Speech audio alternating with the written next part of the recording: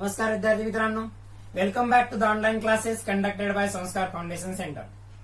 पहा, last lecture मध्ये आपण नंबर ऑफ मोल्स कसे कॅल्क्युलेट करायचे, ठीक आहे, आपला केमिस्ट्रीचा मेजरमेंट ऑफ मॅटर नावाचा चॅप्टर चालू आहे. त्यामध्ये आपण लास्ट लेक्चर मध्ये नंबर ऑफ मोल्स कसे कॅल्क्युलेट करायचे ते स्टडी केलं होतं. त्याचे काही एक्झाम्पल्स सुद्धा आपण घेतले होते. जे आपलं कालचं लेक्चर झालं होतं त्यामध्ये आपण नंबर ऑफ मोल्सची कन्सेप्ट स्टडी केली होती आणि त्यानंतर नंबर ऑफ मॉलिक्युल्सची कन्सेप्ट स्टार्ट केली होती. नंबर ऑफ मॉलिक्युल्स आणि नंबर ऑफ मॉलिक्युल्सचा फॉर्म्युला पण मी तुम्हाला लिहून दिला होता, फक्त त्याचे एक्झाम्पल्स आपण घेतले नव्हते. तर number of molecules that is denoted by capital N, it is given by N equals to small n, that is number of moles multiplied by Avogadro's number. Number of molecules that is capital N is equals to small n into Na. हे capital N म्हणजे आहे number of molecules. हे काय आहे? Number of molecules. त्यानंतर हा small n म्हणजे आहे नंबर ऑफ मोल्स. काय आहे? Number of moles. आणि हा Na म्हणजे आहे अवोगॅड्रोज नंबर. हा काय आहे? Avogadro's number. तर हे झालं नंबर ऑफ मोल्स आणि नंबर ऑफ मॉलिक्युल्स मधलं relation. That is number of molecules is equals to number of moles multiplied by Avogadro's number. याची व्हॅल्यू फिक्स असते. याची व्हॅल्यू फिक्स असते 6.022 इंटू 10 टू द पॉवर 23. काल इथं चुकून 22 झालं होतं, ते करेक्शन तुम्हाला ग्रुपवरती सांगितलेलं आहे. कशाची व्हॅल्यू आहे ही या Na ची व्हॅल्यू आहे. कशाची व्हॅल्यू आहे? या Na ची, म्हणजे अवोगॅड्रोज नंबरची. ही फिक्स आहे.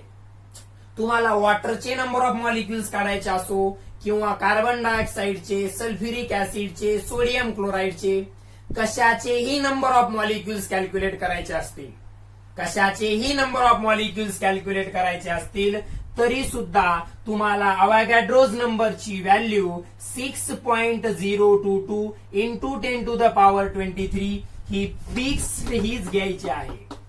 हीच फिक्स घ्यायची आहे, एवढं लक्षात ठेवा. म्हणजे तुम्हाला जर नंबर ऑफ मोल्स कॅल्क्युलेट करता आले तर त्या नंबर ऑफ मोल्सला डायरेक्टली या व्हॅल्यूनं, म्हणजेच अवोगॅड्रोज नंबरनं नंबर ऑफ मोल्स कॅल्क्युलेट करता आले तर त्या नंबर ऑफ मोल्सला अवोगॅड्रोज नंबरनं, म्हणजे या व्हॅल्यूनं मल्टिप्लाय केलं तर डायरेक्टली व्हॅल्यू मिळेल तुम्हाला नंबर ऑफ मॉलिक्युल्सची.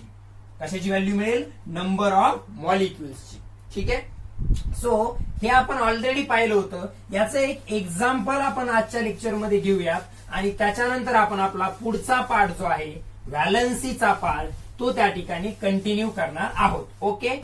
सो लक्ष असू द्या समोर की समजा यू आर आस्क्ड, आपला तोच इझी क्वेश्चन परत घेऊयात की समजा तुम्हाला असं विचारलं, एकदम इझी घेतोय, find number of molecules, find number of molecules in 90 gram of water. वॉटरच्या 90 ग्रॅम मध्ये नंबर ऑफ मॉलिक्युल्स किती असतील विचारले. आपण आतापर्यंत नंबर ऑफ मोल्स कॅल्क्युलेट केले होते. या क्वेश्चन मध्ये विचारले find number of molecules, find number of molecules in 90 gram of water. 90 gram एवढं अमाऊंट दिले. कोणाचं? वॉटरचं, म्हणजे H2O. या क्वेश्चन मध्ये आपल्याला नंबर ऑफ मॉलिक्युल्स विचारलेले आहेत. काय विचारलं आहे? नंबर ऑफ मॉलिक्युल्स विचारलेले आहेत. मग नंबर ऑफ मॉलिक्युल्स कॅल्क्युलेट करण्यासाठी अगोदर नंबर ऑफ मोल्स लागतील. नंबर ऑफ मोल्सला आपण स्मॉल n न डिनोट करतो. नंबर ऑफ मोल्सला आपण स्मॉल n न डिनोट करतो. तो काय, त्याचा फॉर्म्युला काय असतो? Mass in grams divided by molecular mass. Mass in gram divided by molecular mass हा झाला नंबर ऑफ मोल्सचा फॉर्म्युला. किती ग्रॅम वॉटरचं कॅल्क्युलेट करायचंय? 90 ग्रॅम वॉटरचं. वॉटरचं मॉलिक्युलर मास किती असतं 18. मी डायरेक्टली लिहिलं 18 कारण आपण हे ऑलरेडी कॅल्क्युलेट केलेलं आहे. ठीक आहे. सो 18 5 जा 90 म्हणजे नंबर ऑफ मोल्स आले 5. आपल्याला कॅल्क्युलेट काय करायचं आहे नंबर ऑफ मॉलिक्युल्स. पहा नंबर ऑफ मॉलिक्युल्स साठी पहिल्यांदा नंबर ऑफ मोल्स कॅल्क्युलेट करावे लागतात. नंबर ऑफ मोल्स साठी पहिल्यांदा मॉलिक्युलर मास कॅल्क्युलेट करावं लागतं. इथं तुम्हाला ते कॅल्क्युलेट करूनच लिहायचंय. हे 18 कसं आलं हे ऑलरेडी आपण घेतलेलं असल्यामुळे मी इथं डायरेक्टली त्याची व्हॅल्यू 18 लिहिलेली आहे. म्हणजे 90 ग्रॅम वॉटर मध्ये नंबर ऑफ मोल्स किती आले 90 ग्रॅम वॉटर मध्ये नंबर ऑफ मोल्स आलेले आहेत 5. 90 ग्रॅम वॉटर मध्ये नंबर ऑफ मोल्स आलेले आहेत 5. आता नंबर ऑफ मॉलिक्युल्स म्हणजे कॅपिटल एन तुम्हाला कॅल्क्युलेट करायचंय. नंबर ऑफ मॉलिक्युल्स म्हणजे हे कॅपिटल एन तुम्हाला कॅल्क्युलेट करायचे. त्याची व्हॅल्यू त्याचा फॉर्म्युला असतो small N multiplied by N A that is Avogadro's number. Small N म्हणजे नंबर ऑफ मोल्स किती आलेत 5. हा फिक्स आहे पाठच करायचा आहे 6.022 into 10 to the power 23. So it is equals to 5 न मल्टिप्लाय करायचं 5 टू जा 10 5 टू जा 10 प्लस 5 टू जा 10 0 दिलं कॅरी इज 1 5 टू जा 10 plus 1 11 carry is again 1 5 0 0 plus 1 1 5 6 जा 30 1 2 and 3 नंतर पॉइंट दिला 30.110 इंटू 10 टू द पॉवर 30 हे आले नंबर ऑफ मॉलिक्युल्स. पहा पॉवर पॉझिटिव्ह मध्ये 23 आहे म्हणजे नंबर ऑफ मॉलिक्युल्सची संख्या खूप जास्त आहे. मी तुम्हाला ऑलरेडी सांगितलंय की पॉवर निगेटिव्ह मध्ये जास्त असेल तर व्हॅल्यू खूप खूप कमी असते. पॉवर पॉझिटिव्ह मध्ये जास्त असेल तर व्हॅल्यू खूप जास्त असते. ओके. सो ही आली 90 ग्रॅम वॉटर मधली नंबर ऑफ मॉलिक्युल्सची संख्या. काहीच वेगळं करायचं नाहीये. नंबर ऑफ मोल्स कसे कॅल्क्युलेट करायचे ते आपण ऑलरेडी स्टडी केलेलं आहे. नंबर ऑफ मोल्स कसे कॅल्क्युलेट करायचे ते आपण ऑलरेडी स्टडी केलेलं आहे. त्याला फक्त नंबर ऑफ मोल्सला एन ए म्हणजे फक्त अवोगॅड्रोज नंबरनं मल्टिप्लाय केलं. नंबर ऑफ मोल्सला फक्त अवोगॅड्रोज नंबरनं मल्टिप्लाय केलं तर तुम्हाला नंबर ऑफ मॉलिक्युल्स त्या ठिकाणी मिळतील. This is the solution to this question की नंबर ऑफ मॉलिक्युल्स कॅल्क्युलेट कसे केले जातात. इझी आहे. मोल्स पर्यंतचे बरेच एक्झाम्पल आपण घेतले होते. मॉलिक्युल्स विचारलं. सगळ्यात महत्वाचा पार्ट असा आहे की क्वेश्चन व्यवस्थित रीड करायचा आहे. कॅल्क्युलेट नंबर ऑफ मोल्स विचारलेत का नंबर ऑफ मॉलिक्युल्स विचारलेत हे पहिल्यांदा व्यवस्थित समजून घ्यायचं आणि त्याच्यानंतरच क्वेश्चन सॉल्व्ह करायला सुरुवात करायची. तर या क्वेश्चन मध्ये नंबर ऑफ मॉलिक्युल्स विचारले होते. या क्वेश्चन मध्ये नंबर ऑफ मॉलिक्युल्स विचारले होते. मोल्स तर काढावेच लागतील. मोल्स काढल्यानंतर त्याला अवोगॅड्रोज नंबरनं मल्टिप्लाय करा तुम्हाला नंबर ऑफ मॉलिक्युल्स मिळतील. ठीक आहे. So this is the solution to this question. अशा आणखी काही क्वेश्चनची जिथं जिथं आपण एक्झाम्पल घेतले होते नंबर ऑफ मोल्स कॅल्क्युलेट करण्याचे त्या सगळ्यांमध्ये आता तुम्ही नंबर ऑफ मॉलिक्युल्स कॅल्क्युलेट करायचे. कसे करणार. जी नंबर ऑफ मोल्सची संख्या आली त्याला एन ए न मल्टिप्लाय करायचं म्हणजे या व्हॅल्यूनं मल्टिप्लाय करायचं. असो. So this is the concept of number of molecules and Avogadro's number. ही अवोगॅड्रोज नंबरची कन्सेप्ट आहे. पहा कोणत्याही सबस्टन्सच्या 1 मोल मध्ये अवोगॅड्रोज नंबर एवढे म्हणजे 6.022 इंटू 10 टू द पॉवर 23 एवढेच मॉलिक्युल्स असतात. कोणाचाही 1 मोल असो. परंतु तो 1 मोल म्हणजे ग्रॅम मध्ये सेम आहे का नाहीये. आपण कालच पाहिलं होतं. वॉटरचा 1 मोल म्हणजे 18 ग्रॅम आहे. पण कार्बन डायऑक्साइडचा 1 मोल म्हणजे 44 ग्रॅम आहे. त्यात H2SO4 चा 1 मोल म्हणजे 98 ग्रॅम आहे. हे असं वेगळं वेगळं आहे. नंबर ऑफ हा वॉटरचा 1 मोल आहे. हा कार्बन डायऑक्साइडचा 1 मोल आहे. हा H2SO4 चा 1 मोल आहे. हे कशावरून कळलं की त्याच्या मॉलिक्युलर मासचे जे मॅग्निट्यूड आहे, त्याच्या मॉलिक्युलर मासचं जे मॅग्निट्यूड आहे तेवढं मास जेव्हा तुम्ही ग्रॅम मध्ये घ्याल तो त्या सबस्टन्सचा 1 मोल असतो.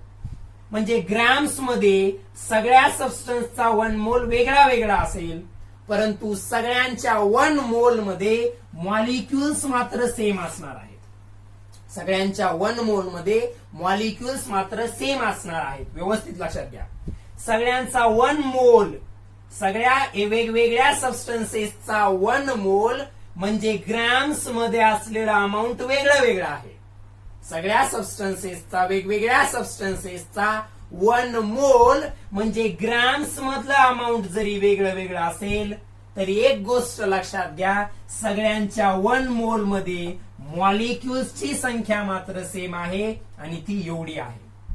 ठीक आहे. आणि आपण आता यासाठी एक सिंपल एक्झाम्पल देतो मी. पहा, what is the meaning of 1 dozen? एका डझनचा मिनिंग काय होतो? एका डझनचा मिनिंग होतो 12 पीसेस. एका डझनचा मिनिंग काय होतो? 12 पीसेस. तुम्ही 1 डझन बनानास घेतले, 1 डझन बनानास घेतले तरी 12 पीसेसच येणार आहेत. 1 डझन तुम्ही नोटबुक घेतले तरी 12 पीसेसच येणार आहेत. 1 डझन तुम्ही ऍपल घेतले तरीही 12 पीसेसच येणार आहेत. जसं 1 डझन कोणत्याही सबस्टन्सचं घेतलं तर 12 पीसेसच येणार आहेत. 1 डझन कोणत्याही सबस्टन्सचं घेतलं तरी नंबर ऑफ पीसेस 12च येणार आहेत. परंतु ग्रॅम्स मध्ये किंवा किलोग्राम मध्ये सारखं भरेल का? 12 बनाना जेवढे केजी भरतील तेवढेच 12 नोटबुक भरतील का? किंवा तेवढे 12 ऍपल असतील का? नाही. म्हणजे यांचं मास ग्रॅम्स मध्ये किंवा किलोग्राम्स मध्ये घेतलं तर वेगळं वेगळं असणार आहे. यांचं मास ग्रॅम्स मध्ये किंवा किलोग्रॅम्स मध्ये घेतलं तर वेगळं वेगळं असणार आहे. पण संख्या कशी सगळ्यांची 12च आहे. 1 डझनचा मिनिंग सांगतो आपण. 1 डझन म्हणजे 12 पीसेस किंवा 12 नंबर. परंतु यांचं 12 सगळ्यांच्या 12चं मास केजी किंवा ग्रॅम्स मध्ये सेम येईल का? नाही. त्याच प्रकारे सगळ्यांचा 1 मोल म्हणजे मॉलिक्युलची संख्या सारखी. सगळ्यांचा 1 मोल म्हणजे मॉलिक्युल्सची संख्या सारखी, परंतु ग्राम्स मधलं वजन वेगळं वेगळं येणार आहे. जसं सगळ्यांचा डझन म्हणजे पीसेस सेम आहेत 12, परंतु ग्रॅम्स मध्ये हे सेम येणार आहे का? नाही. तसंच असतं सगळ्यांचा 1 मोल याचा अर्थ असतो नंबर ऑफ मॉलिक्युल्स सेम, परंतु ग्रॅम्स मध्ये जर ते अमाऊंट घेतलं तर ते वेगळं वेगळं येतं, जे ऑलरेडी आपण स्टडी केलेलं आहे. So this is the concept of number of moles and number of molecules. ही कन्सेप्ट आहे नंबर ऑफ मोल्स आणि नंबर ऑफ मॉलिक्युल्सची. सो आय होप इथपर्यंतचा पार्ट तुमच्या चांगल्या प्रकारे लक्षात आलेला असेल. आज आपण एका पॉइंटला स्टार्ट करतोय, हा बिलकुलच तुमच्यासाठी नवीन नाहीये, तो म्हणजे व्हॅलन्सी. 8th स्टँडर्डच्या इनसाइड अँड ऍटम नावाच्या चॅप्टरमध्ये 8th स्टँडर्डच्या इनसाइड अँड ऍटम नावाच्या चॅप्टरमध्ये व्हॅलन्सीची कन्सेप्ट तुम्ही ऑलरेडी स्टडी केलेली आहे. ठीक आहे. मॉलिक्युल पर्यंतचा पार्ट लक्षात आलाय. परत ते एकदा रिवाइज करायचंय. पहा, ऍटॉमिक मास वरून मॉलिक्युलर मास कॅल्क्युलेट करता येईल. मॉलिक्युलर मास वरून तुम्हाला नंबर ऑफ मोल्स कॅल्क्युलेट करता येतील आणि नंबर ऑफ मोल्स वरून तुम्हाला नंबर ऑफ मॉलिक्युल्स कॅल्क्युलेट करता येतील. याची ती चेन जी इथं आली होती ती मी तुम्हाला ऑलरेडी लिहून दिलेली आहे. ठीक आहे. नाव coming to the point of valency. हा पॉइंट तुम्ही ऑलरेडी 8th स्टँडर्डच्या इनसाइड अँड ऍटम, जिथं ऍटमच्या स्ट्रक्चर बद्दलचा स्टडी केला होता, ऍटॉमिक नंबर म्हणजे काय याचा स्टडी केला होता, इलेक्ट्रॉनिक कॉन्फिगरेशन म्हणजे काय याचा स्टडी केला होता आणि व्हॅलन्सी म्हणजे काय याचा सुद्धा स्टडी केला होता. त्यामुळे हा पार्ट नवीन नाहीये, परंतु खूप इम्पॉर्टंट आहे. हा पार्ट जरी नवीन नसेल तरी खूप इम्पॉर्टंट आहे. म्हणून स्लोली रिपीटेडली जरी 8th स्टँडर्ड मध्ये झाला असेल तरी याला आपण खूप चांगल्या प्रकारे घेण्याचाच प्रयत्न करणार आहेत. ओके. सो सिंपल डेफिनेशन लिहितो व्हॅलन्सीची. The capacity of an element, the capacity of an element to combine with another element chemically. To combine with another element. To combine with another element chemically is called as valency. ही एक व्हॅलन्सीची simple definition आहे. आपल्याला दुसरी definition पाहायची explanation नंतर, परंतु ही व्हॅलन्सीची सिंपल डेफिनेशन आहे. The capacity of an element to combine with another element chemically. एखादा एलिमेंट दुसऱ्या एलिमेंट सोबत कंबाईन होण्याची जी कॅपॅसिटी असणार आहे, त्याची केमिकल रिॲक्शन होत असताना, म्हणजे बॉन्ड्स, केमिकल बॉन्ड्स फॉर्म होण्याची त्याची जी कॅपॅसिटी आहे, that capacity is called as valency. ही एक सिंपल डेफिनेशन आहे. ही लिहिली तरी चालेल. आपण एक्सप्लेनेशन नंतर आणखी एक डेफिनेशन स्टडी करणार आहोत, ती लिहिली तरी चालेल. सो एखाद्या एलिमेंटची दुसऱ्या एलिमेंट सोबत केमिकली कंबाईन होण्याची जी कॅपॅसिटी आहे, एखाद्या एलिमेंटची दुसऱ्या एलिमेंट सोबत केमिकली कंबाईन होण्याची जी कॅपॅसिटी आहे, that capacity to combine chemically is called as valency. Chemically combine होण्याच्या या कॅपॅसिटीलाच आपण व्हॅलन्सी असं म्हटलेलं आहे. Is it clear? Okay. Now let's understand valency. परंतु व्हॅलन्सी अंडरस्टँड करण्याच्या अगोदर थोडा आपण ऍटॉमिक नंबर आणि इलेक्ट्रॉनिक कॉन्फिगरेशन बद्दल चर्चा करूया. ठीक आहे, कारण व्हॅलन्सी जर व्यवस्थित समजायची असेल तर तुम्हाला this concept of atomic number and electronic configuration, atomic number and electronic कॉन्फिगरेशनची ही जी कन्सेप्ट आहे ही तुम्हाला माहित असली पाहिजे. त्यासाठी परत एकदा ऍटॉमिक नंबर म्हणजे काय ते पाहूयात. सो ऍटॉमिक नंबर जर डिफाईन केला तर it is nothing but the दिलेल्या ऍटम साठी number of protons, number of protons और इलेक्ट्रॉन्स, नंबर ऑफ प्रोटॉन्स और इलेक्ट्रॉन्स यांची संख्या म्हणजेच valency. Number of protons and electron लिहिलेलं नाहीये, दोघांच्या संख्येची ऍडिशन नाही करायची. और का लिहिले? कारण जेवढे एखाद्यामध्ये प्रोटॉन्स असतात तेवढेच इलेक्ट्रॉन्स असतात आणि त्या कॉमन संख्येला ऍटॉमिक नंबर असं म्हटलेलं आहे. म्हणजे कसं पहा, एक एलिमेंट आहे सोडियम. या सोडियम एलिमेंट मध्ये मेटल आहे सोडियम, एन स्मॉल ए, कॅपिटल एन स्मॉल ए हे याचं सिम्बॉल आहे. तर या सोडियम मध्ये 11 प्रोटॉन आणि 11 इलेक्ट्रॉन आहेत. जेवढे प्रोटॉन असतात तेवढेच इलेक्ट्रॉन असतात. पहा, व्यवस्थित समजून घ्या ऍटॉमिक नंबर कशाला म्हणायचं. द नंबर ऑफ प्रोटॉन्स और इलेक्ट्रॉन्स म्हणजे सोडियम या पर्टिक्युलर एलिमेंट मध्ये जो एक मेटल आहे, 11 प्रोटॉन्स आहेत आणि 11 इलेक्ट्रॉन्स आहेत. सोडियम हा एक मेटल आहे त्याच्यामध्ये 11 प्रोटॉन्स अँड 11 इलेक्ट्रॉन्स आहेत.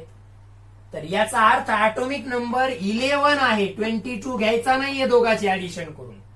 कारण तुम्ही प्रोटॉनची संख्या म्हणजे ऍटॉमिक नंबर आहे असं म्हटलं तरी तुम्हाला तो 11च लिहावा लागेल, किंवा नुसतं इलेक्ट्रॉनची संख्या म्हणजे ऍटॉमिक नंबर असं लिहिलं तरी सुद्धा तुम्हाला तो 11च लिहावा लागेल. म्हणजे एकतर प्रोटॉनची किंवा, मी अँड लिहिले नाही ऑर लिहिले, प्रोटॉनची किंवा इलेक्ट्रॉनची संख्या म्हणजे ऍटॉमिक नंबर. कारण आहे दिलेल्या एलिमेंट मध्ये जेवढे प्रोटॉन्स असतात तेवढेच इलेक्ट्रॉन्स सुद्धा असतात. रिझन काय आहे याचं?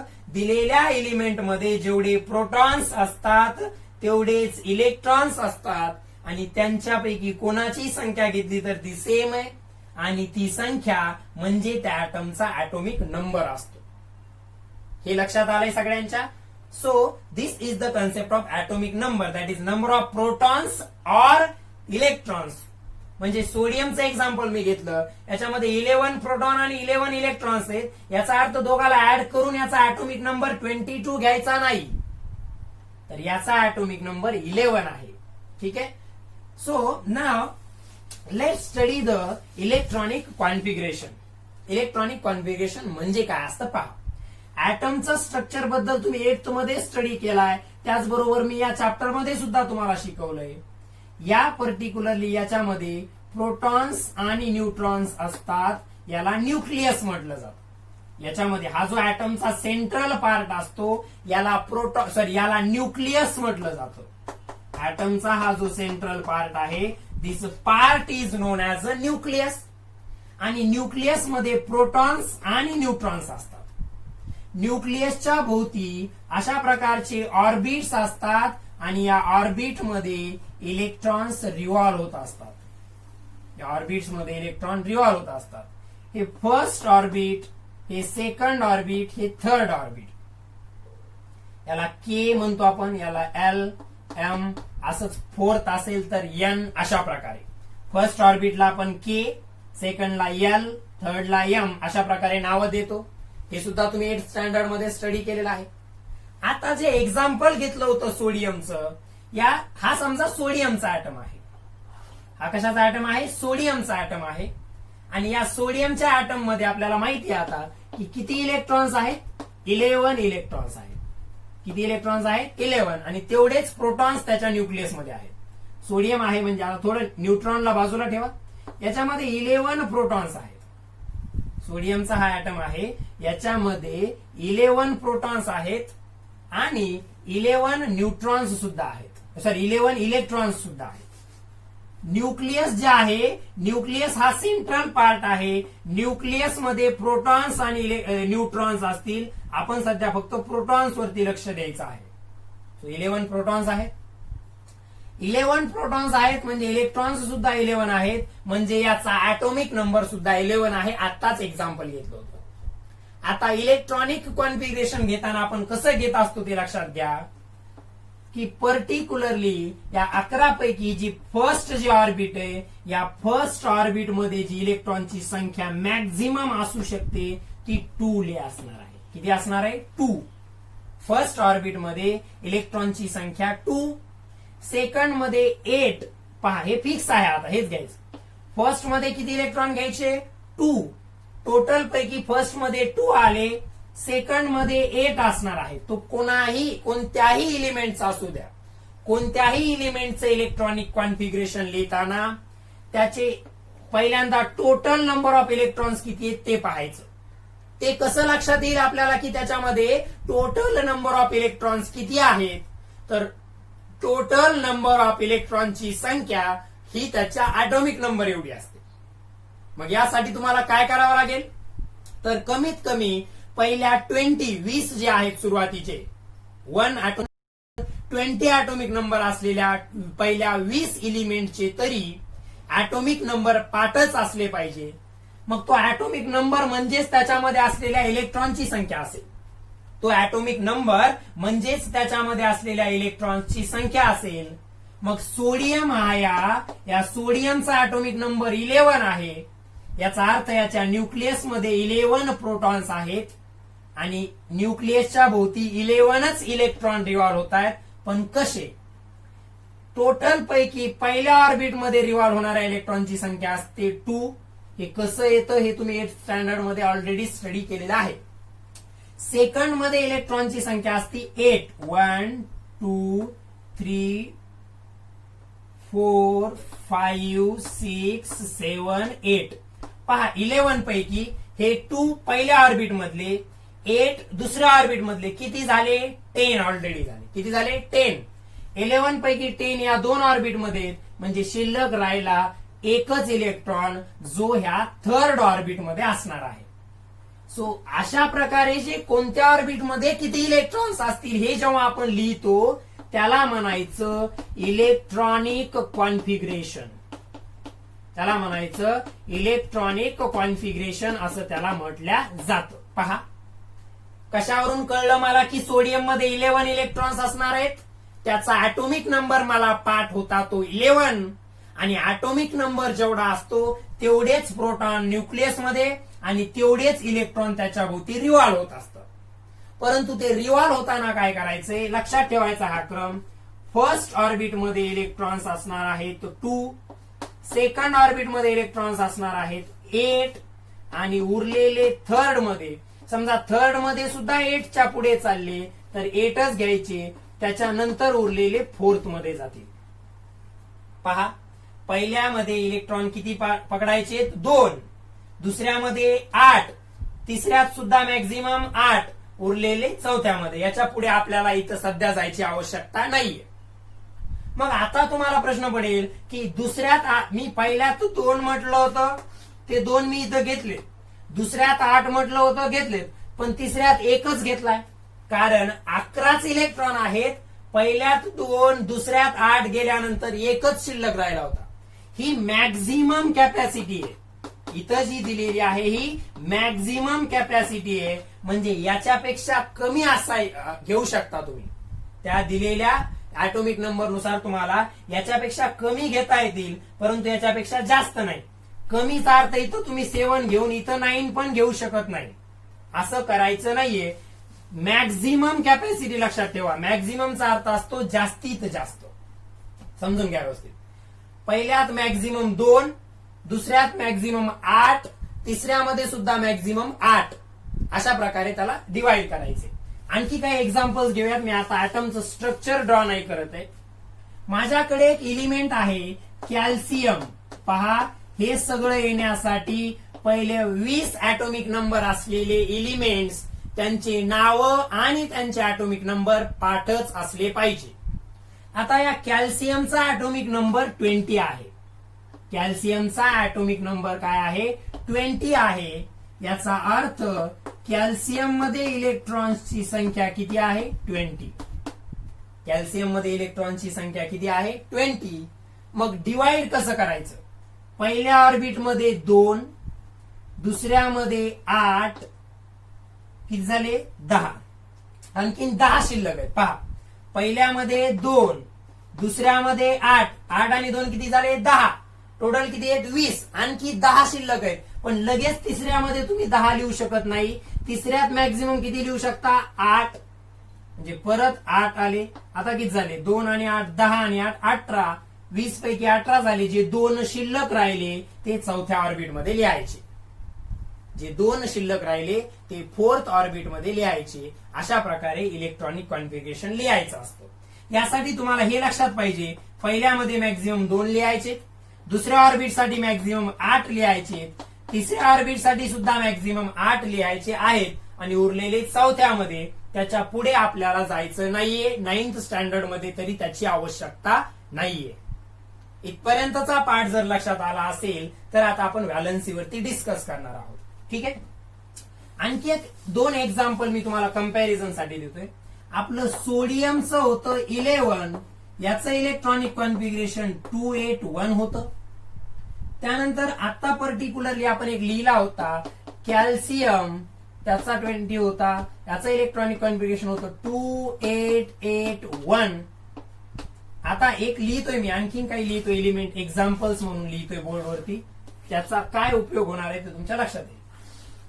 आणखी मी लिहिला इथं ऑक्सिजन. काय लिहिला? ऑक्सिजन. याचा 8 आहे, ऍटॉमिक नंबर 8 आहे. पहा, म्हणजे याच्यामध्ये टोटल इलेक्ट्रॉन किती आहेत? 8. 8 पैकी परत फर्स्ट ऑर्बिट मध्ये 2. आता तुम्ही दुसऱ्यात 8 घेऊ शकता का? इथल्यासारखं नाही, कारण पहिल्यात 2 घेतल्यानंतर टोटल मधले शिल्लकच किती राहिलेत? 6. इथली ऍडिशन टोटलच्या पुढे जाऊ द्यायची नाही. पहा, 8 आणि 2 10 आणि 1 11. 8 2 10 8 18, सॉरी 18 आणि 2 20. यांची ऍडिशन एवढीच आली पाहिजे, त्याच्या पुढे नाही गेली पाहिजे. आता जरी दुसऱ्यामध्ये मॅक्झिमम 8 असू शकतात. पहा, ऑक्सिजनचा ऍटॉमिक नंबर 8 आहे, म्हणजे त्याच्यामध्ये टोटल नंबर ऑफ इलेक्ट्रॉन्स 8 आहेत. ऑक्सिजनचा ऍटॉमिक नंबर 8 आहे, याचा अर्थ त्याच्यामध्ये टोटल नंबर ऑफ इलेक्ट्रॉन्स 8 आहेत. त्यातले 2 हे फर्स्ट ऑर्बिट मध्ये आले. दुसऱ्यात 8 असू शकले असते, परंतु 8 शिल्लकच राहिले नाही, कारण 8 पैकी 2 पहिल्यात आले, शिल्लक राहिले 6. म्हणजे इलेक्ट्रॉनिक कॉन्फिगरेशन ऑक्सिजनचं आलं 2,6. आता एक लिहितोय क्लोरीन. याचा ऍटॉमिक नंबर 17 आहे. तुमच्या एक गोष्ट इथं लक्षात येत असेल की ऍटॉमिक नंबर पाठच असले पाहिजेत. ऍटॉमिक नंबर पाठ नसतील तर इलेक्ट्रॉनिक कॉन्फिगरेशन लिहिता येत नाही.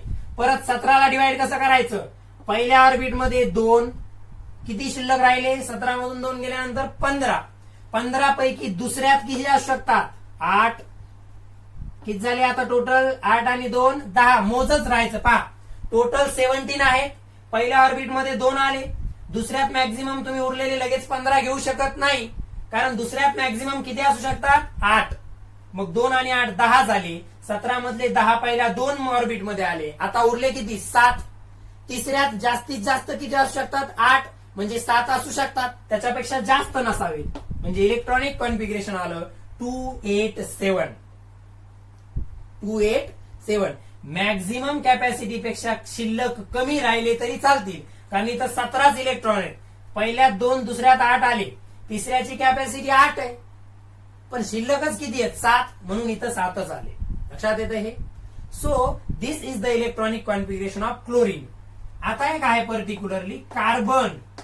कार्बनचा 6 ऍटॉमिक नंबर आहे, त्यातले पहिल्यामध्ये 2 उरले किती, 4, ते दुसऱ्यामध्ये आले.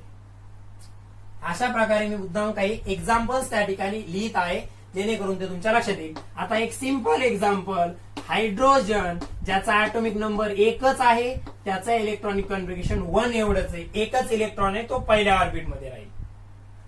आता या एक्झाम्पल्सला व्यवस्थित ऑब्झर्व करायचं आहे, या एक्झाम्पल्सला व्यवस्थित ऑब्झर्व करायचे. हे जे मी ब्रॅकेटमध्ये लिहिले हे तुम्हाला पाठच असले पाहिजे. मिनिमम पहिल्या 20 एलिमेंटचे ते त्यांचे ऍटॉमिक नंबर्स आहेत.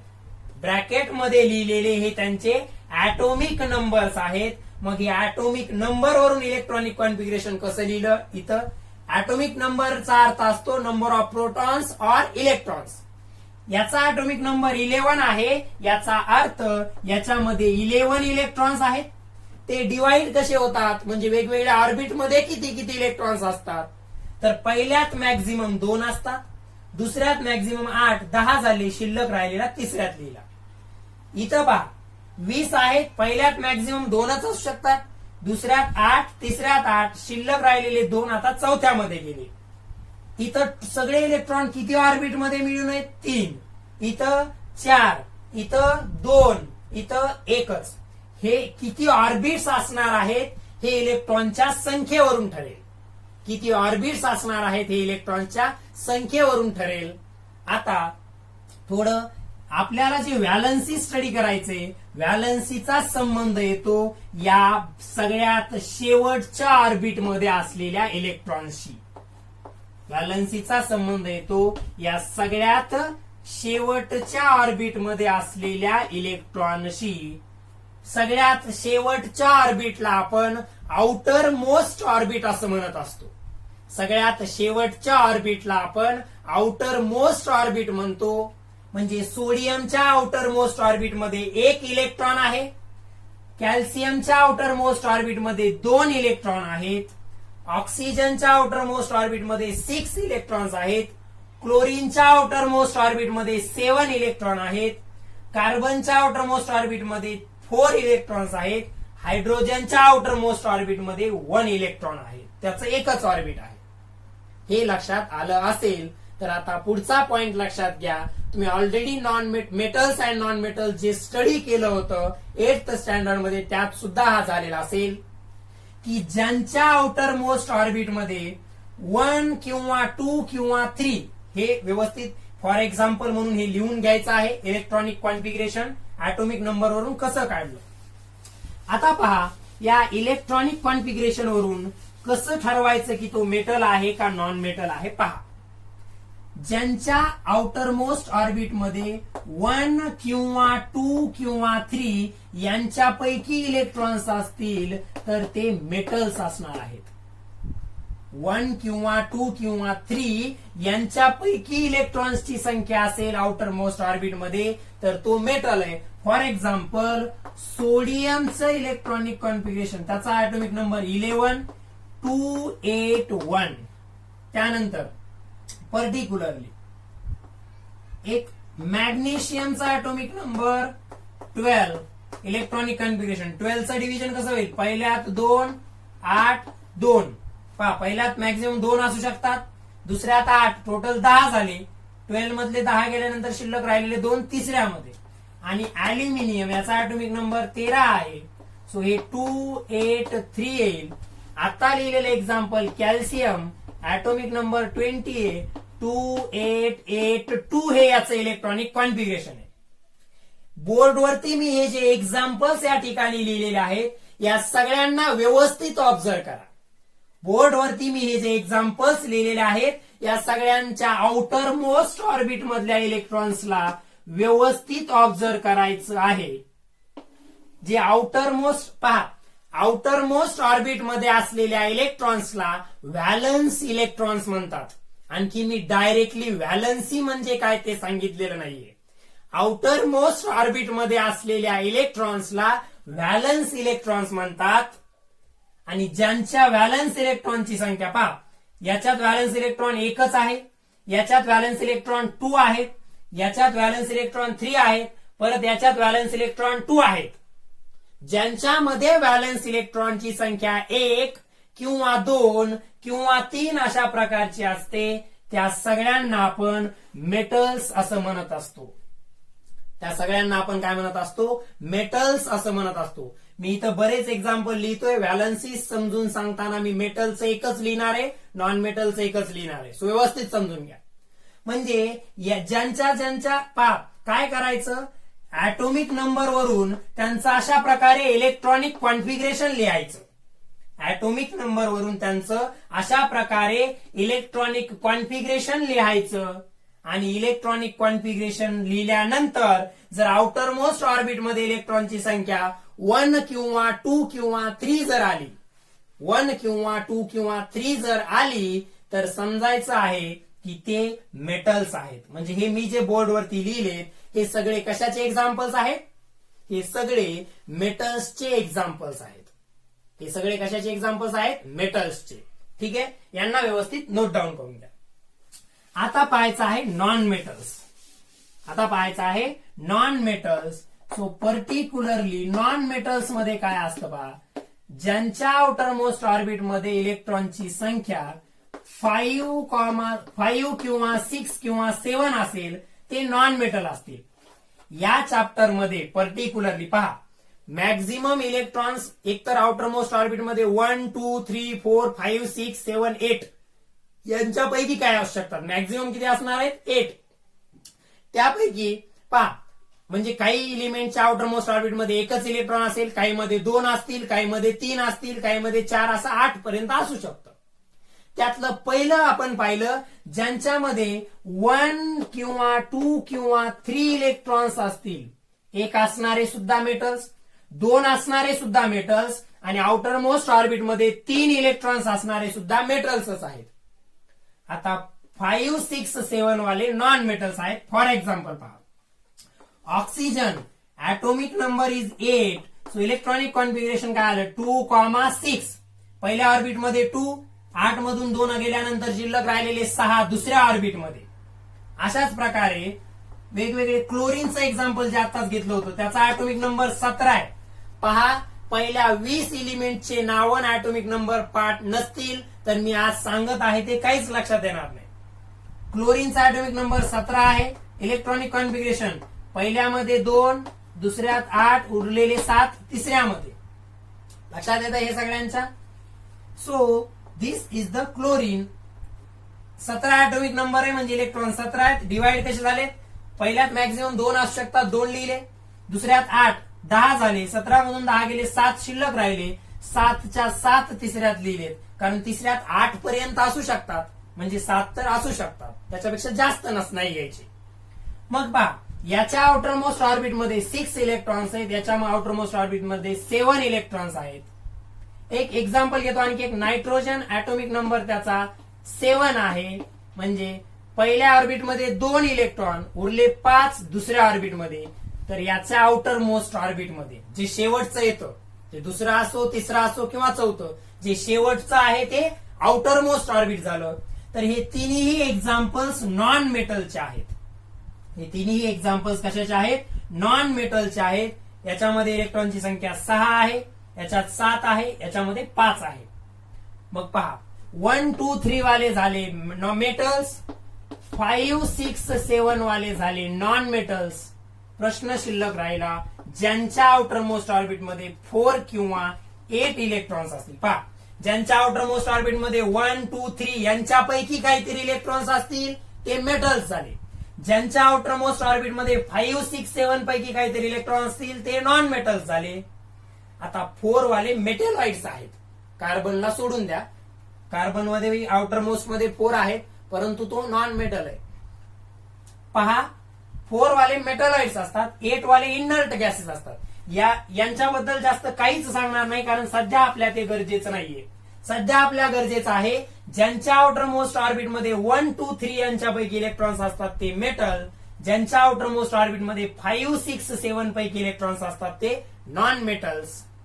म्हणजे व्हॅलन्स इलेक्ट्रॉनची संख्या 1, 2, 3 यांच्यापैकी असेल तर ते मेटल्स असतील. व्हॅलन्स इलेक्ट्रॉनची संख्या 5, 6, 7 यांच्यापैकी असेल तर ते नॉन मेटल्स असणार आहेत. ओके, सो हे परत एकदा नोट डाऊन करायचंय. आता आपण व्हॅलन्सीच्या कन्सेप्टकडे जाणार आहोत.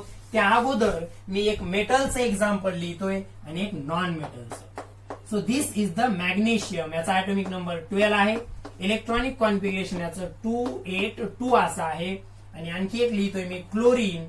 याचा ऍटॉमिक नंबर 17 आहे. याचं इलेक्ट्रॉनिक कॉन्फिगरेशन 287 आहे. तर नक्कीच हा मेटल आहे. आता आपण रूल पाहिला, आउटर मोस्ट ऑर्बिटमध्ये 2 इलेक्ट्रॉन्स आहेत म्हणजे तो मेटल आहे. इथं आउटर मोस्ट ऑर्बिटमध्ये 7 इलेक्ट्रॉन्स आहेत म्हणजे हा जो आहे हा नॉन मेटल आहे. आता व्यवस्थित लक्ष द्या समोर की पर्टिक्युलरली मेटलची जी टेंडन्सी असते.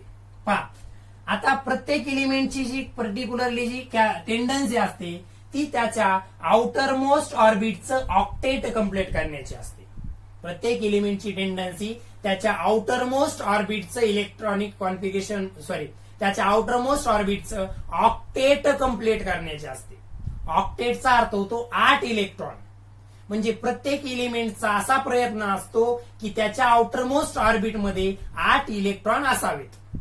किती इलेक्ट्रॉन असावेत? 8. आणि सिंगल ऑर्बिटवाल्यांसाठी त्यांचा प्रयत्न असतो आउटर मोस्ट ऑर्बिटमध्ये 2 इलेक्ट्रॉन असण्याचा. ज्यांच्यामध्ये एकच ऑर्बिट आहे त्यांचा प्रयत्न काय असतो आउटर मोस्ट ऑर्बिटमध्ये 2 इलेक्ट्रॉन ठेवण्याचा. आणि ज्यांच्यामध्ये 2 किंवा त्याच्यापेक्षा जास्त ऑर्बिट आहेत त्यांचा प्रयत्न असतो आउटर मोस्ट ऑर्बिटमध्ये 8 इलेक्ट्रॉन असण्याचा. आता पहा, या क्लोरीनचा विचार केला 287 तर याच्या आउटर मोस्ट ऑर्बिटमध्ये 7च इलेक्ट्रॉन आहेत. त्याचा प्रयत्न काय असतो 8 इलेक्ट्रॉन असण्याचा. मग याला 8 कंप्लीट करायचे तर किती इलेक्ट्रॉनची आवश्यकता आहे? एकाच इलेक्ट्रॉनची आवश्यकता आहे. किती इलेक्ट्रॉनची आवश्यकता आहे? एकाच इलेक्ट्रॉनची आवश्यकता आहे. तो इलेक्ट्रॉन दुसऱ्याकडून घेत असतो. मग त्याने एक इलेक्ट्रॉन जर घेतला समजा कोणाचा तर त्याच्यामध्ये त्याने जेव्हा एक दुसऱ्याचा इलेक्ट्रॉन जर घेतला तर त्याचं इलेक्ट्रॉनिक कॉन्फिगरेशन 288 होऊन जाईल. दुसऱ्याचा घेतल्यानंतर त्याच्यामध्ये त्याचा ऑक्टेट कम्प्लीट होईल. ऑक्टेट कम्प्लीट करण्याचा प्रयत्न कोणता एलिमेंट करत असतो म्हणजे आउटर मोस्ट ऑर्बिटमध्ये किती इलेक्ट्रॉन्स असावेत असा त्याचा प्रयत्न असेल तर आउटर मोस्ट ऑर्बिटमध्ये 8 इलेक्ट्रॉन्स असावेत असा त्याचा प्रयत्न असेल. आता याला जर ऑक्टेट कम्प्लीट करायचा असेल मॅग्नेशियमला तर याला तर 6 इलेक्ट्रॉन्स घ्यावे लागतील. किती इलेक्ट्रॉन्स घ्यावे लागतील? 6. परंतु तो 6 इलेक्ट्रॉन्स घेत नाही.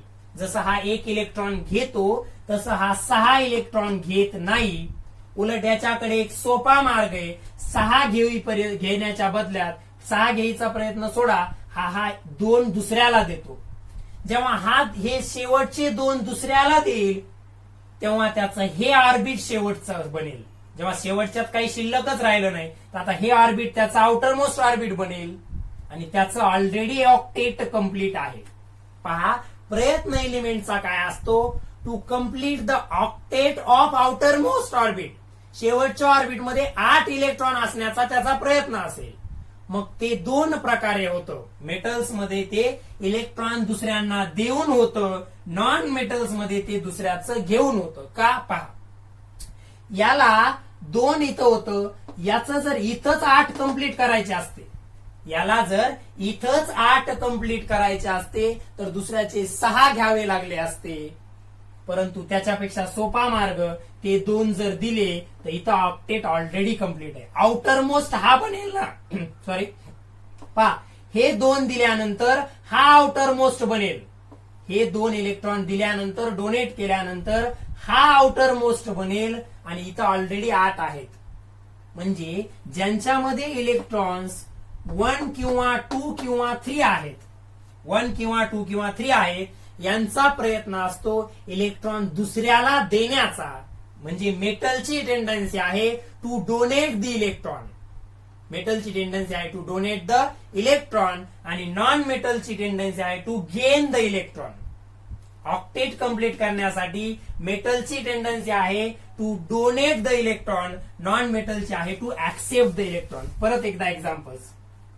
सोडियमचं इलेक्ट्रॉनिक कॉन्फिगरेशन 281, मॅग्नेशियमचं इलेक्ट्रॉनिक कॉन्फिगरेशन 282, हे ऑलरेडी लिहिलं होतं आपण, आणि अल्युमिनियमचं इलेक्ट्रॉनिक कॉन्फिगरेशन 283 आहे. हे झालं मेटल्सचं, ज्यांच्या आउटर मोस्ट ऑर्बिट मध्ये 1 किंवा 2 किंवा 3 इलेक्ट्रॉन्स आहेत. आणि इकडे मी लिहितोय नॉन मेटल्सचं, इकडे लिहितोय नॉन मेटल्सचं. याच्यामध्ये समजा मी ऑक्सिजनचं लिहिलं तर आहे, क्लोरीनचं लिहिलं तर 2,8,7 आहे, अशा प्रकारे. ठीक आहे. किंवा नायट्रोजनचं जर लिहिलं तर ते 2,5 आहे. ते काय आहे? 2,5 आहे. मेटलला काय सोपं आहे, याला जर ऑक्टेट कंप्लीट करायचं असेल तर 7 इलेक्ट्रॉन घ्यावे लागतील.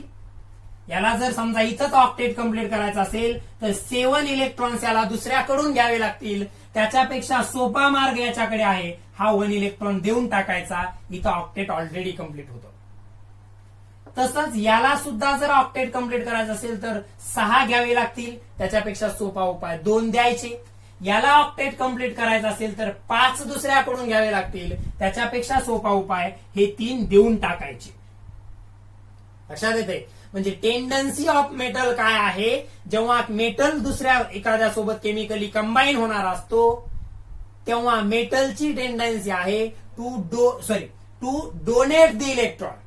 मेटलची टेंडन्सी आहे to donate the electron. Donate म्हणजे दुसऱ्यांना देणे. म्हणजे मेटल्स काय करतात याचं कन्क्लुजन आता आपण काढले की मेटल्स ऑक्टेट कंप्लीट करण्यासाठी त्यांच्या व्हॅलन्स इलेक्ट्रॉनला ते डोनेट करतात, लूज करतात, दुसऱ्याला देतात. म्हणजे जेवढे व्हॅलन्स इलेक्ट्रॉन्स मेटलमध्ये आहेत ते दुसऱ्याला देतात. आता नॉन मेटलची टेंडन्सी काय पहा. याच्या आउटर मोस्ट ऑर्बिट मध्ये 6 इलेक्ट्रॉन्स आहेत. हा 2 घेतो आणि ऑक्टेट कंप्लीट करतो. याला एकच घ्यायची आवश्यकता, हा 1 घेऊन ऑक्टेट कंप्लीट करेल, हा 3 घेऊन ऑक्टेट कंप्लीट करेल. म्हणजे या दोघांवरून तुमच्या लक्षात आलं असेल की मेटलला ऑक्टेट कंप्लीट करण्यासाठी इलेक्ट्रॉन लूज करणं इझी आहे. मेटलला ऑक्टेट कंप्लीट करण्यासाठी इलेक्ट्रॉन्स लूज करणं आवश्यक आहे. कारण लूज करायचं असेल तर एकच करावं लागेल, पण गेन करायचे असतील तर 7 करावं लागतील. म्हणजे मेटलला इलेक्ट्रॉन्स काय करावे लागतील? लूज. ऑक्टेट कंप्लीट करण्यासाठी मेटल इलेक्ट्रॉन लूज करतात म्हणजे दुसऱ्याला देतात. ऑक्टेट कंप्लीट करण्यासाठी नॉन मेटल्स इलेक्ट्रॉन गेन करतात म्हणजे दुसऱ्यांचे घेतात. आता यांच्यावरून यांच्या व्हॅलन्सीज कशा काढायच्या इथपर्यंत आपण पोहोचलेलो आहोत. पहा, व्हॅलन्स इलेक्ट्रॉन्स म्हणजे काय पहा. व्हॅलन्सी आणि व्हॅलन्स इलेक्ट्रॉन वेगळी कन्सेप्ट आहे. मेटलमध्ये व्हॅलन्सी म्हणजे जेवढे इलेक्ट्रॉन्स ते लूज करणार आहेत ती त्या मेटलची व्हॅलन्सी असते. जेवढे इलेक्ट्रॉन्स ते लूज करणार आहेत तेवढी ती त्या मेटलची व्हॅलन्सी असते. नॉन मेटलच्या कंडिशन मध्ये जेवढे इलेक्ट्रॉन्स ते गेन करणार आहेत ती त्याची व्हॅलन्सी असते. मेटलच्या कंडिशन मध्ये जेवढे इलेक्ट्रॉन तो लूज करणार आहे ती त्याची व्हॅलन्सी असते. नॉन मेटलच्या कंडिशन मध्ये जेवढे इलेक्ट्रॉन्स तो गेन करणार आहे ती त्याची व्हॅलन्सी असेल. आता व्हॅलन्सी आणि व्हॅलन्स इलेक्ट्रॉन मधला फरक पहा. याचे व्हॅलन्स इलेक्ट्रॉन 1, याचे 2, याचे 3, याचे 6, याचे 7, याचे 5. म्हणजे मेटल असो किंवा नॉन मेटल, व्हॅलन्स इलेक्ट्रॉनची संख्या सांगताना काही बदल नाहीये. मेटल असो किंवा नॉन मेटल, व्हॅलन्स इलेक्ट्रॉनची संख्या सांगण्यामध्ये काहीही बदल नाहीये.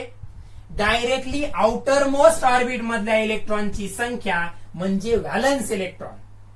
आउटर मोस्ट ऑर्बिट मधल्या इलेक्ट्रॉनची संख्या म्हणजेच व्हॅलन्स इलेक्ट्रॉन. मात्र व्हॅलन्सी काय असते व्यवस्थित पहा. मेटलच्या कंडिशन मध्ये ते जेवढे इलेक्ट्रॉन लूज करणार आहेत ती झाली त्यांची व्हॅलन्सी. मेटलच्या कंडिशन मध्ये ते जेवढे इलेक्ट्रॉन लूज करणार आहेत ती त्यांची व्हॅलन्सी. म्हणजे याची व्हॅलन्सी 1, याची 2, याची 3. नॉन मेटल मध्ये मात्र जेवढे इलेक्ट्रॉन त्यांना ऑक्टेट कंप्लीट करायला गेन करावे लागतील, नॉन मेटल्सच्या कंडिशन मध्ये मात्र जेवढे इलेक्ट्रॉन्स त्यांना ऑक्टेट कंप्लीट करण्यासाठी गेन करावे लागतील ती झाली त्यांची व्हॅलन्सी. म्हणजे इथं मेटलमध्ये तुमच्या जर लक्षात आला असेल तर जे त्यांचे व्हॅलन्स इलेक्ट्रॉन्स असतात मेटल्समध्ये, जे त्यांचे व्हॅलन्स इलेक्ट्रॉन्स असतात तीच त्यांची व्हॅलन्सी असते, कारण तेवढे इलेक्ट्रॉन ते लूज करत असतात. नॉन मेटलमध्ये मात्र कसं आहे पहा, याला ऑक्टेट कंप्लीट करायला 2 इलेक्ट्रॉन लागतात, म्हणजे हा 2 दुसऱ्याकडून घेईल, म्हणजे याची व्हॅलन्सी 2 झाली. याला ऑक्टेट कंप्लीट करण्यासाठी हा 1 इलेक्ट्रॉन दुसऱ्याकडून घेतो, म्हणजे याची व्हॅलन्सी झाली 1. याला ऑक्टेट कंप्लीट करण्यासाठी हा 3 इलेक्ट्रॉन दुसऱ्याकडून घेणार आहे, म्हणजे याची व्हॅलन्सी झाली 3. म्हणजे काय, मेटलच्या कंडिशन मध्ये जेवढे इलेक्ट्रॉन ते लूज करणार आहे ती झाली त्यांची व्हॅलन्सी. नॉन मेटल्सच्या कंडिशन मध्ये जेवढे इलेक्ट्रॉन्स ते गेन करणार आहेत ती झाली त्यांची व्हॅलन्सी. मेटल्स मध्ये व्हॅलन्सी आणि व्हॅलन्स इलेक्ट्रॉन एकच आहे, म्हणजे याची व्हॅलन्स इलेक्ट्रॉन 1 आहे आणि हा तो 1 इलेक्ट्रॉन डोनेट करणार आहे, म्हणून याची व्हॅलन्सी सुद्धा 1. व्हॅलन्स इलेक्ट्रॉन 2, व्हॅलन्सी सुद्धा 2. व्हॅलन्स इलेक्ट्रॉन 3, व्हॅलन्सी सुद्धा 3. इकडे मात्र पहा, व्हॅलन्स इलेक्ट्रॉन 6 आहेत, पण हा गेन करणारा आहे 2, म्हणून व्हॅलन्सी 2 झाली. इकडे व्हॅलन्सी आणि व्हॅलन्स इलेक्ट्रॉन वेगळे वेगळे आहेत, इकडे मात्र व्हॅलन्सी आणि व्हॅलन्स इलेक्ट्रॉन सेम आहेत. हे व्यवस्थित टेबल नोट डाऊन करून घ्यायचं. सगळ्यात इम्पॉर्टंट पहा, तुम्हाला पहिल्या 20 एलिमेंटचे ऍटॉमिक नंबर पाठ असले पाहिजे. आता तुमच्या लक्षात आला असेल की व्हॅलन्सी म्हणजे काय, तर number of electrons donated or gained. Number of electron lose or gain असं म्हणूया आपण. लूज म्हणजे दुसऱ्याला देणे, जे मेटल्स करतात. गेन म्हणजे दुसऱ्याकडून घेणे, जे नॉन मेटल्स करतात. सो व्हॅलन्सी म्हणजे काय, तर मेटलचा विचार केला तर जेवढे इलेक्ट्रॉन ते लूज करणार आहेत ती झाली त्यांची व्हॅलन्सी, आणि नॉन मेटलचा विचार केला तर जेवढे इलेक्ट्रॉन्स ते गेन करणार आहेत ती झाली त्यांची व्हॅलन्सी. सो व्हॅलन्सी म्हणजे काय, तर number of electrons loose or gain. Number of electrons loose or gain during the formation of chemical bond is called as valency. याची डेफिनेशन व्हॅलन्सीची काय पहा, नंबर ऑफ इलेक्ट्रॉन्स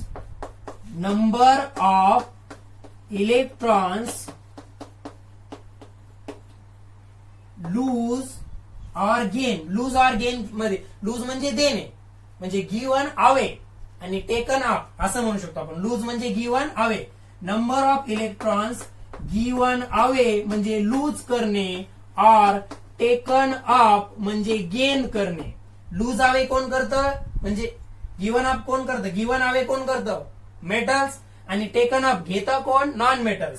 म्हणजे हे मेटल्सची डिफाईन करेल, हे नॉन मेटल्सची डिफाईन करेल. So number of electrons given away or taken up during chemical reaction. During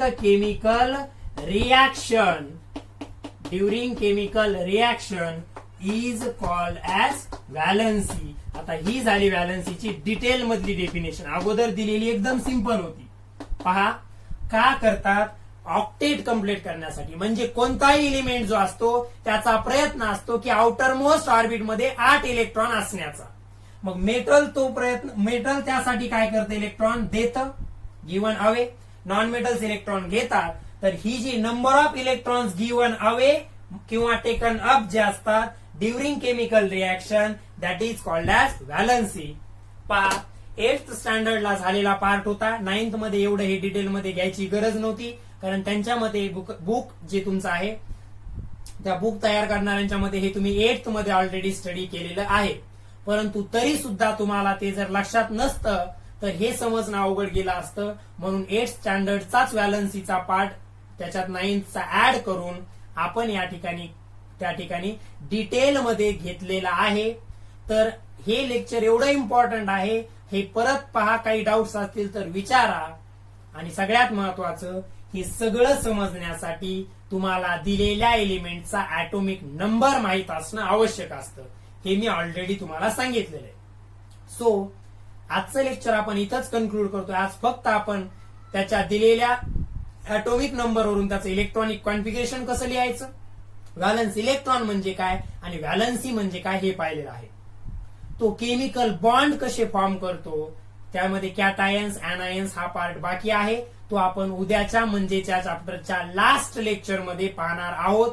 परंतु उद्याचं लेक्चर व्यवस्थित समजायचं असेल तर हे आज झालेला जो 8th पार्ट मी घेतला आहे हे समजलेलं असणं खूप खूप इम्पॉर्टंट आहे. So I request you to revise this lecture many times and understand it. तुम्ही व्यवस्थित हे समजून घ्यायचं आहे. सो आजचं लेक्चर आपण इथंच कन्क्लूड करत आहोत. Okay, thank you.